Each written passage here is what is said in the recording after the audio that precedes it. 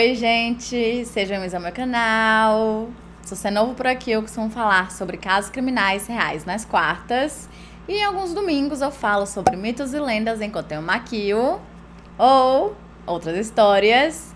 Então, se você gosta desse tipo de conteúdo, não se esqueça de se inscrever e deixar o seu like, que é muito importante para a divulgação do canal. E caso você tenha alguma sugestão de casos criminais, mitos, lendas ou basicamente qualquer tipo de história, é só comentar aqui embaixo que eu anoto tudo e tento trazer o mais rápido possível. E caso você também tenha alguma história real de algum caso criminal que aconteceu com você, com a sua família ou até mesmo na sua cidade, ou quem sabe um evento mais paranormal do jeito que a gente tanto ama, é só enviar por e-mail ddmeanoitestories@gmail.com. Porque quem sabe a sua história possa ser contada no próximo episódio do Depois da Meia-Noite. E hoje iniciamos o nosso terceiro episódio especial Halloween, com apenas casos, relatos sobrenaturais. Então, chega de blá e vamos para as histórias de hoje. Oi, Geise, meu nome é Daniela, pode falar o meu nome. Mas não sei se você vai ler esse e-mail, mas quero começar dizendo que eu simplesmente amo a forma como você conta os casos. Seu respeito com as vítimas e com as famílias é algo simplesmente lindo. Eu realmente acho que você não tem nem de longe o reconhecimento que merece. Ai, que fofa. Mas, chega de blá blá e vamos para a história de hoje. KKKKK. Bom, eu sempre amei filmes, séries e livros de terror. Tamo junto. Não sentia medo de nada e às vezes achava até engraçado algumas coisas. Então, sempre que lançava algo novo, eu já queria maratonar. Até que alguns anos atrás lançou uma série que eu não sei se posso falar o nome, American Horror Story, e tudo começa aí. Pode ser uma pira minha? Sim, mas desde quando lançou essa série que eu tentava assistir, mas por algum motivo, sempre acontecia alguma coisa e não dava. Depois de uns 2 ou 3 anos, eu e um amigo que era bem viciado na série, combinamos que a próxima temporada assistiríamos juntos, mas como sempre, alguma coisa acontecia e eu não conseguia assistir. Então, ele baixou todas as temporadas anteriores e a que estava passando na época em um pendrive. Me disse que era o site que ele costumava baixar para os outros amigos dele, que tinha testado e que estava tudo certo.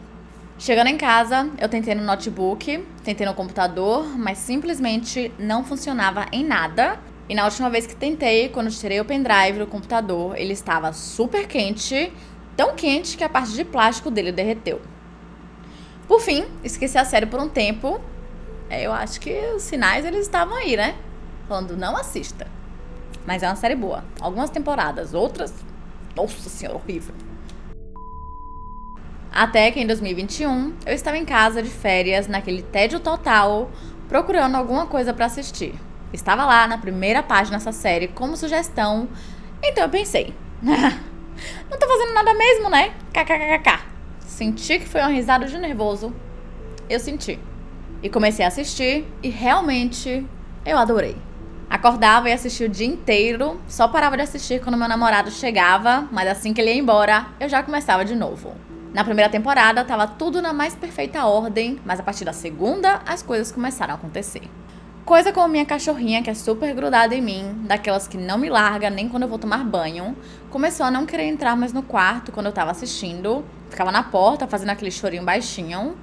Eu chamava ela, mas ela não entrava, daí pegava ela no colo e colocava na cama comigo, mas ela saía correndo, chorando, e quando a gente ia dormir, ela ficava arranhando a porta pra sair do quarto. Mas eu realmente não conseguia parar de assistir. Sei lá, sabe? Não conseguia ligar os pontos. Depois disso, sempre que eu parava de assistir, parecia que eu nunca estava sozinha. Sabe aquela sensação de ter alguém perto, olhando pra você e tal? Então, era isso que eu sentia sempre. Até que um dia eu acordei cedo, arrumei algumas coisas em casa que precisava arrumar e antes do meio-dia, deitei na sala pra tirar um cochilinho. Meu sobrinho mais novo estava no sofá assistindo desenho e minha cachorra estava deitada comigo no sofá. Então eu virei pro canto, fechei o olho e quando estava quase pegando sono, eu senti alguma coisa afundando minha cabeça na almofada. Foi muito rápido, mas com muita força. Eu levantei assustada, perguntando ao meu sobrinho o que ele tinha feito e ele disse: "Tava na cozinha fazendo misto, tia. Você quer?" Bem pleno. Daí eu perguntei onde minha cachorra tava, porque pensei que ela poderia ter descido do sofá e quando foi subir de novo, pulou em cima de mim, mas ele disse que ela estava na cozinha com ele. Daí eu não dormi, mas é óbvio, e à noite contei pro meu namorado o que tinha acontecido. Ele riu de mim, falando que eu tinha sonhado porque estava impressionada com alguma coisa e pronto. Um tempo depois que ele chegou, eu senti um cansaço tão grande que tive que pedir para ele ir embora mais cedo.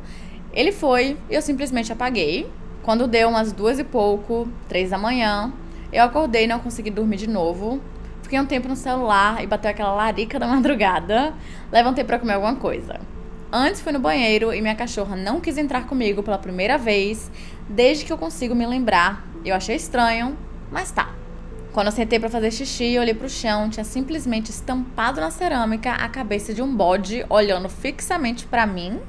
Eu levantei e fui pro lado pra ver se não tava vendo coisas demais, e sim, era um bode, e quando eu ia andando, ele ia me seguindo com os olhos.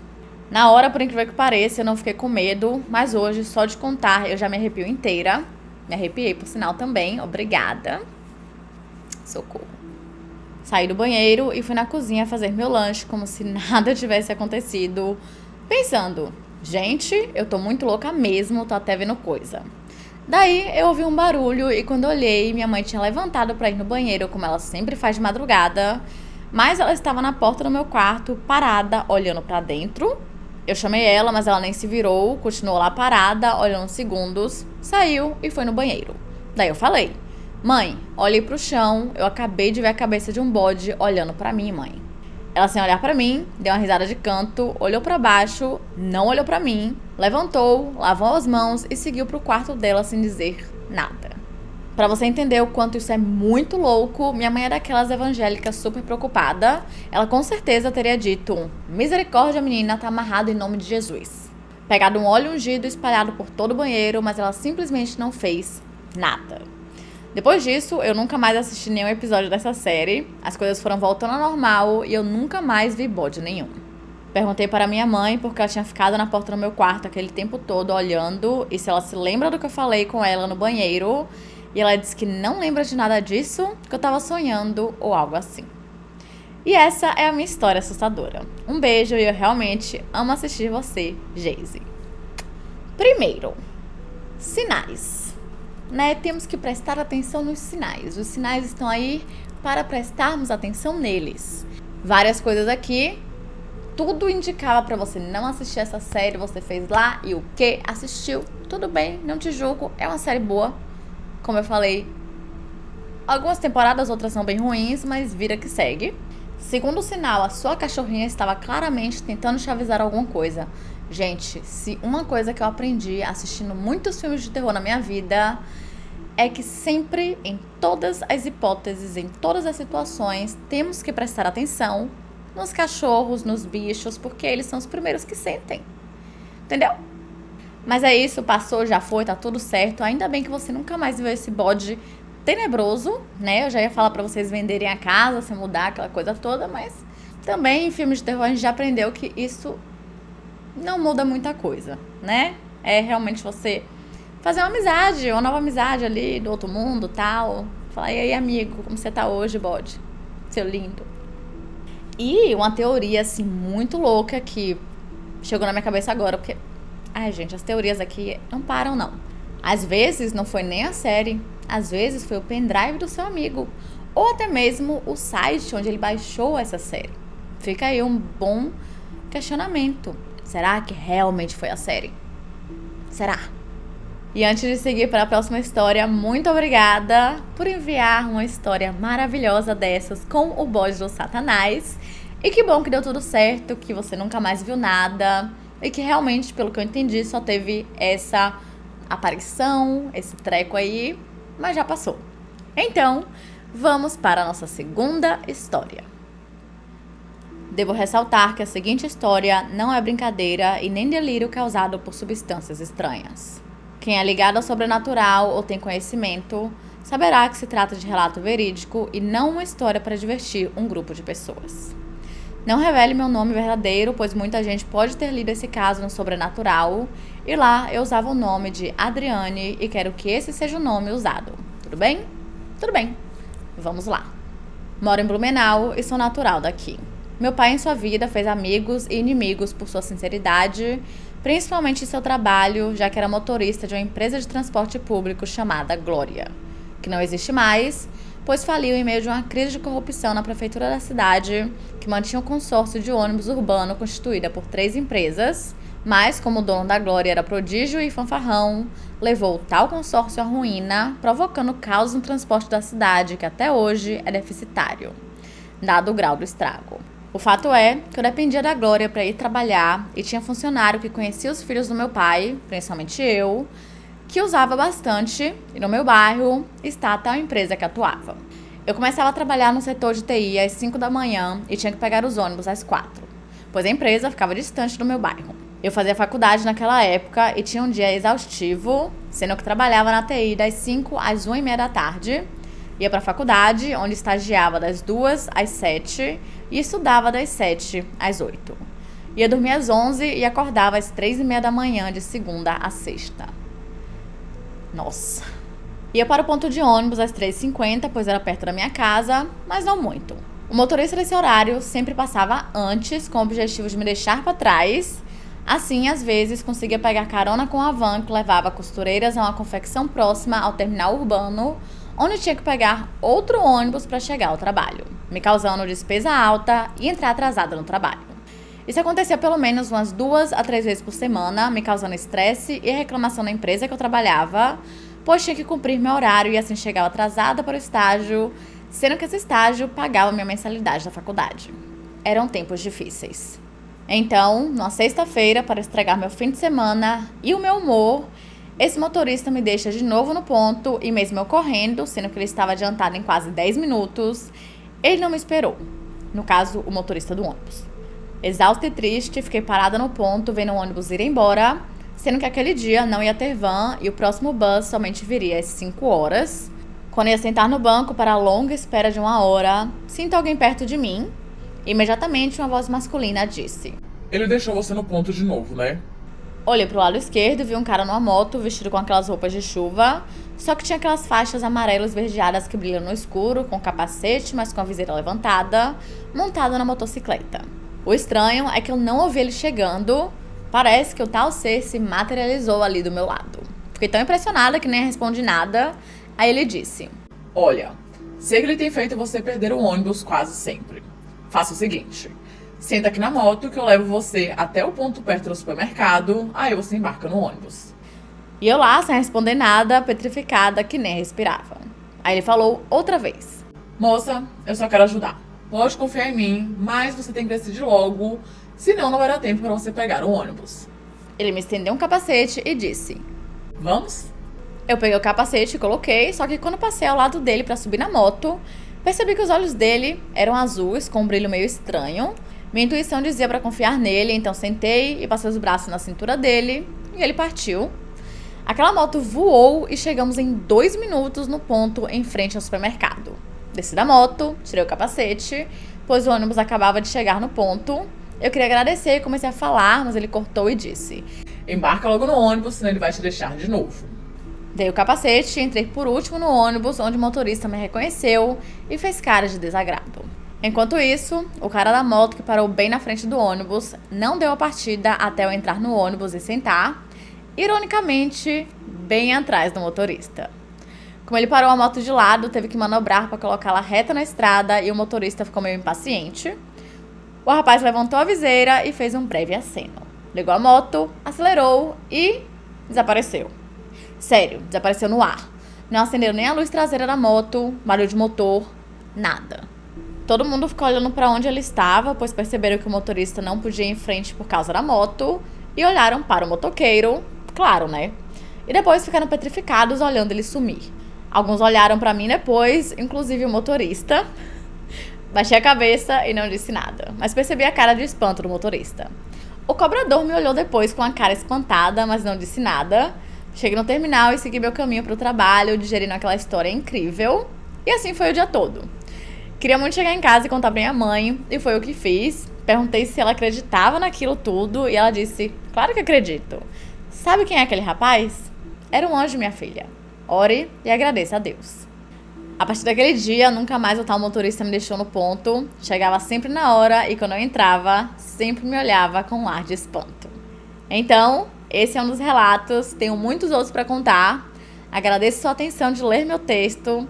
Se achar que é bom pro canal, fique à vontade para publicar. E como eu já disse, se quiser mais alguns outros, é só pedir. Muito obrigada, beijos. Mulher, que história, viu? Eu adorei, porque não é um fantasma ruim, é um fantasma do bem que te ajudou, te deu carona, mó brother. Achei incrível. E ainda deu um tapa na cara do motorista do ônibus otário, que por algum motivo ele criou alguma coisa contra você, que ele não queria te deixar no trabalho, não queria te dar carona, sendo que, bom, é o trabalho dele, mas tudo bem.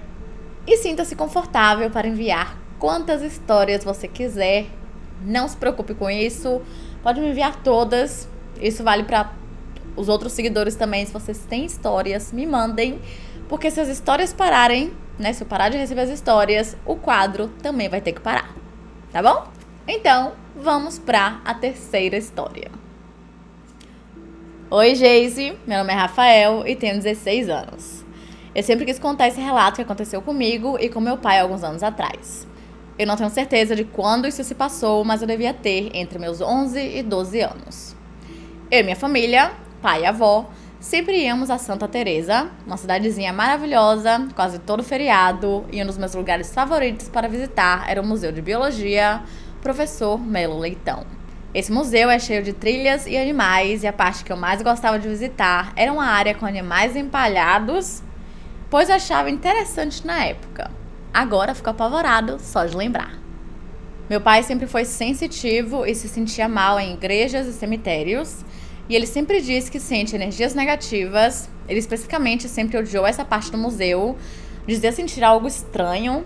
Até que em um belo dia, com a câmera profissional de fotos que ele tinha comprado recentemente, ele tirou uma foto minha e da minha avó na parte desse lugar onde ficam os animais empalhados. E quando olhamos a fotografia, ficamos horrorizados. Apareceu 2 borrões atrás da gente, de uma mulher enorme, sem um braço aparentemente, e uma criança sem suas pernas. Não dava pra ver seus rostos, e sim apenas uma sombra. O mais estranho é que quando fomos lá, não tinha ninguém dentro desse local. O mais bizarro foi que depois de uns 3 dias, a foto simplesmente desapareceu quando fomos mostrar a outros familiares.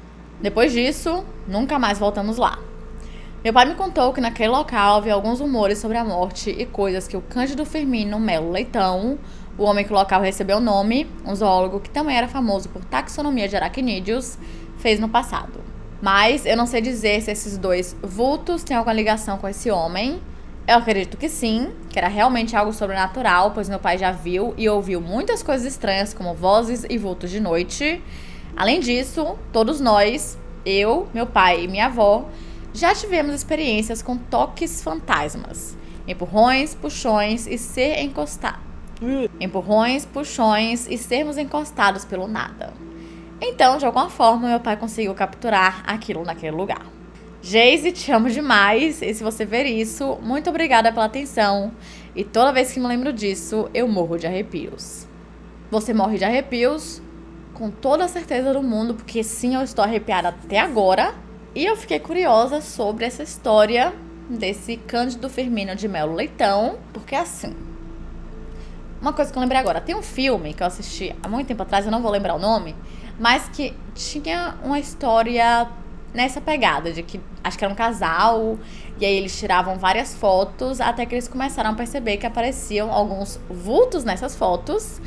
Então eles meio que passaram a fazer isso de propósito, eu acho, e tentavam descobrir de onde vinham aqueles vultos e descobriram que acho que eram fantasmas, algo do tipo. Não vou lembrar porque é um filme antigo, eu assisti há muito tempo atrás e minha memória é uma bosta. Mas falei tudo isso apenas pra falar que dizem que as câmeras conseguem capturar esse tipo de coisa. Sim, eu acabei de olhar pra minha câmera pra ver se ela tinha capturado alguma coisa. Graças a Deus não tem nenhum vulto aqui. E eu espero que não apareça nenhum enquanto eu estiver editando esse vídeo. Muito obrigada por enviar o seu relato e vamos para a 4ª história de hoje. Olá, Geise. Me chamo Thaisa, pode falar meu nome. Oi, Thaisa, tudo bom? E sou sua fã, amo seu jeito de contar os casos, suas caras e bocas. Mas chega de blá blá e vamos pro caso de hoje. Então, quando eu era adolescente, por volta dos 15 anos, a minha avó materna faleceu. Até então, eu nunca tinha ido ao enterro e o dela foi o primeiro. Pra mim foi um momento triste e delicado, principalmente porque minha mãe estava passando por um tratamento contra um câncer nesse período. Fomos ao enterro e fiquei bem impressionada com tudo. Primeiro, por ser a primeira vez a ir no cemitério. E segundo, porque sou medrosa mesmo. Até aí, tudo normal. Porém, conforme os dias foram passando depois do funeral, fiquei com uma sensação estranha. Embora medrosa, sempre gostei de assuntos sobrenaturais e estudava um pouco sobre o espiritismo. E nessa época, ainda não tinha noção do lado mediúnico que tinha. Ao passar dos dias, me acompanhava essa sensação estranha de como nunca estar sozinha e aquela coisa esquisita de como estivesse sendo observada. Tinha arrepios e sensação de angústia constantemente, seja na hora da aula, na escola ou em casa, estando sozinha ou acompanhada. Era como se alguém ou alguma coisa estivesse sempre comigo. Até que em uma noite, essa sensação estava bem forte e me incomodou bastante. Fui deitar para dormir logo e isso passar, deixando meu irmão mais velho na sala e meus pais já estavam recolhidos no quarto deles. Eu dividi o quarto com esse meu irmão e para você entender melhor o caso, vou descrever o quarto. Pelo espaço ser pequeno, tínhamos um beliche, porém não era um beliche tradicional. A cama de baixo, que era do meu irmão, ficava na horizontal, colada na parede, e a minha era de cima, na vertical, colada com a outra parede do quarto. Então nosso beliche formava um L. Em outra parede do quarto, que ficava do lado contrário à da nossa cama, tínhamos uma cômoda com TV e acima da TV um relógio pendurado na parede. Agora que vocês podem imaginar a configuração do quarto, vamos para o fato. Depois de deitar na minha cama, na parte de cima da beliche, já com a luz apagada e tentando dormir, a sensação não me deixava, na verdade foi ficando cada vez pior e cada vez mais parecendo que eu não estava tão sozinha no quarto como parecia. Até que a sensação ficou tão forte que me sentei na cama para observar melhor o quarto. E foi quando o relógio que estava pendurado na parede, acima da TV, do lado oposto da nossa beliche, simplesmente voou da parede em que estava e se espatifou na lateral da cama do meu irmão, quebrando em vários pedaços. Pedaços esses que ficaram em parte no chão e parte em cima da cama dele, porém, era impossível que esse relógio caísse onde caiu, sendo apenas possível se tivesse sido jogado. Nesse momento, como boa medrosa que sou, dei um grito chamando por meu irmão, que eu sabia que ainda estava acordado na sala, e logo ele e meus pais foram ao meu encontro. Nesse ponto, eu já estava aos prantos, muito assustada, e terminei dormindo com meus pais nessa noite. Depois disso, percebemos que eu precisava de ajuda e fomos conversar com o pai de uma amiga que é médium. Ele fez uma sessão comigo e descobriu que um espírito me acompanhou após o velório de minha avó e estava tentando me assustar. Depois desse contato mediúnico, o pai da minha colega relatou que eu não precisaria me preocupar, porque ele já tinha conversado com o espírito e ele já tinha partido. Então, essa é uma das histórias sobrenaturais da minha vida. Outro dia conto mais. Continue seu trabalho, porque ele é excelente. Beijos. Beijos, meu amor. Muito obrigada a você também. Sim, por favor, fica até nervosa, me envia os outros relatos. Fiquei interessada, gostei. E se só fez aí, só ativou ainda mais o meu medo de cemitério. Não gosto de cemitério, odeio. Acho que ninguém gosta, né, na verdade. Quem é que gosta de cemitério? Ninguém. Mas odeio, entendeu? Não gosto. Mas pensando pelo lado positivo, você descobriu aí que você tem essas habilidades mediúnicas, então serviu para alguma coisa, né? Pensando no lado positivo das coisas. E agora, vamos para o nosso último relato do nosso especial de Halloween. Olá, Geise, me chamo Ana, amo seu canal e te acompanho desde o comecinho e fico super feliz pelo reconhecimento que você está tendo. Você merece muito. A história que vou contar aconteceu no final dos anos 90, mais precisamente em 98, quando eu tinha 10 anos e me lembro de tudo perfeitamente. Em 1998, morava em um bairro onde todos se conheciam e os vizinhos estavam muito bem. Em frente à minha casa morava meu amigo da mesma idade, vou chamá-lo de Will. Certo dia sua tia, esposa do tio dele, vou chamá-la de tia S, que morava em outro bairro distante e bastante perigoso, chegou até a casa dele, levada pelo marido, pois ela não estava passando bem, e como a família do meu amigo Will era evangélica, o marido da tia S, o tio V, achou que ela precisava de oração, pois ela estava bastante agressiva e reclamando de muita dor de cabeça e falando coisas desconexas. PS, médico pra quê, né? Naquele tempo era assim. E o pior, que ele estava certo, o que estava por vir, nenhum médico resolveria. Então, com muita resistência, tia S entrou na casa do meu amigo e lá, tio V começou a contar o que se passava com ela. E segundo o relato deles, pois nessa hora eu ainda não estava presente, Quando começaram as orações, ela começou a gritar, seus olhos ficaram vermelhos e sua voz rouca. E ela começou a querer agredir a todos, jogando o que estivesse próximo. Como os presentes perceberam que ela realmente estava diferente, resolveram parar as orações para ela se acalmar e a levaram para o quarto do meu amigo Will. E com o passar do tempo, as coisas foram piorando ao ponto de ela ter que ser amarrada na cama, pois ela não reconhecia mais ninguém e queria agredir todo mundo. Foi nesse momento que a mãe do meu amigo pediu pra ele que fosse até minha casa chamar a minha mãe pra ajudar. Pra quê, meu Deus? Nesse momento, a vizinhança toda já ouviu os gritos dela e o entra e sai na casa dele. E lá fomos nós duas, como uma boa curiosa que sou. Não julgo porque eu faria o mesmo. Minha mãe conhecia a tia S há muitos anos e se assustou quando a viu amarrada, com os olhos extremamente vermelhos e uma voz muito rouca e grossa. Então, minha mãe foi informada do que estava acontecendo e pediram para que minha mãe tentasse conversar com ela, pois ela não falava com ninguém, todos ela queria agredir, e nesse dia já tinha ido um pastor orar por ela e nada de ela melhorar, pois quando ele mostrava a Bíblia, ela se debatia e gritava. Então minha mãe se encheu de coragem, sentou ao lado da cama e começou a falar com ela. Eu e meu amigo Will estávamos morrendo de medo, tremíamos igual vara verde. Quando minha mãe chamou o nome dela, ela disse que não se chamava Tia S, e sim, falou o nome de um homem e que ele iria levar Tia S para um buraco bem fundo e escuro. E de repente a mãe estava, como você diz, de buenas, conversando com uma pessoa oficialmente possuída.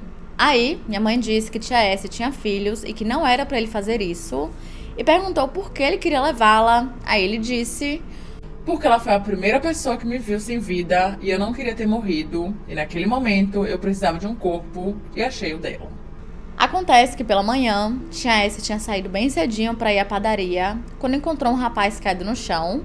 Você lembra que eu disse que ela morava em um bairro super perigoso? Então, esse rapaz tinha 25 anos e tinha sido baleado por uma gangue, pois ele tinha uma rivalidade com o líder dessa gangue. E aí Tia S foi uma das 3 primeiras pessoas que presenciaram o corpo dele caído, baleado e ensanguentado. Depois disso, ela disse que sentiu uma forte dor de cabeça e tudo desandou. Então, após tudo que foi dito nesse longo e exaustivo dia, os familiares do meu amigo Will decidiram levá-la até uma curandeira que havia na rua. A essa altura, todos da rua já estavam sabendo do acontecido. Sabe como é, né? Então, nós acompanhamos Tia S até a casa da curandeira, que não era muito longe, e ela foi carregada, e chegando lá, a curandeira fez diversos trabalhos, que não sei dizer quais foram, pois só entrou ela e o marido. E quando foi no início da noite, ela saiu de lá normal, como ela sempre foi. Só um pouco cansada e não se lembrava de nada. A curandeira a orientou a usar por um tempo um colar com proteção, e assim ela fez. Posteriormente, minha mãe contou que a curandeira disse que o homem que a possuiu foi baleado ainda pela madrugada e ficou jogado no chão sangrando e se afogou no próprio sangue. Por isso que Tia S falava com a voz rouca, grossa e muitas vezes falhando. Os jornais da época noticiaram a morte desse homem e depois que nós vimos, percebemos que tudo foi de verdade. Após isso, Tia S levou sua vida normalmente, sem se lembrar de nada e nem ter tido nada parecido novamente. Meu amigo Will morria de medo de dormir no seu quarto de novo e só voltou a dormir depois que os pastores foram orar na sua casa. PS, apesar de a família do meu amigo Will ser evangélica, eles não se opuseram a levá-la a outra pessoa cuja religião era diferente, pois já tinham tentado de tudo, sem resolver o caso, e estavam todos cansados e assustados, e no momento, toda ajuda foi bem-vinda. Sempre que eu e meu amigo falamos sobre o caso, sentimos medo, pois vimos tudo com esses nossos olhinhos e nunca esqueceremos. E é isso, Geise, te amo, manda um beijo pro meu filhinho Maiquinho, ele te adora. Beijo pra você e pra todos do canal. Beijos, Maiquinho. E Ana, muito obrigada por enviar esse relato. Credo, eu não tenho outra palavra, perdão. Foi uma mistura aqui de casos criminais com algo sobrenatural. E eu sinto muito que sua tia teve que passar por isso. Não sei se todos os seguidores que estão assistindo esse vídeo acreditam nesse tipo de coisa ou não. Mas independente se foi real ou se não foi, sua tia meio que passou por um pequeno trauma. E eu digo pequeno porque ela não se lembra depois. Eu acho que quem ficou mais traumatizado realmente foram vocês e todas as pessoas que presenciaram este momento. Mas ainda bem que tudo deu certo no final, deu tudo certo. O homem foi embora, eu acho, para algum lugar. E a sua tia seguiu a sua vida como se nada tivesse acontecido, porque na mente dela realmente nada tinha acontecido. E é assim que finalizamos o nosso terceiro episódio Depois da Meia-Noite. Não se esqueçam de se inscreverem e deixarem o seu like. E se vocês tiverem alguma sugestão de casos criminais, mitos, lendas ou basicamente qualquer tipo de história, é só comentar aqui embaixo que eu anoto tudo e tento trazer o mais rápido possível. E caso vocês também tenham alguma história real de algum caso criminal que aconteceu com vocês, com a sua família ou até mesmo na sua cidade, ou quem sabe um evento mais paranormal do jeito que a gente tanto ama, é só enviar por e-mail ddmeanoitestories@gmail.com. E não se esqueçam que o próximo episódio é apenas com casos criminais. Então enviem suas histórias. E é isso, até amanhã!